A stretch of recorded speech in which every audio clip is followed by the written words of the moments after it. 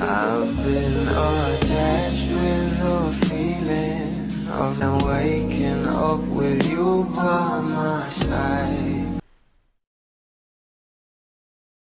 Marami nga talaga ang umimlay sa video na ito ng ating couple na sila Donnie at Belle Mariano, na kung saan ay magka-video call nga sila, lalong lalo pa nga ngayon na for the LDR nga itong ating couple.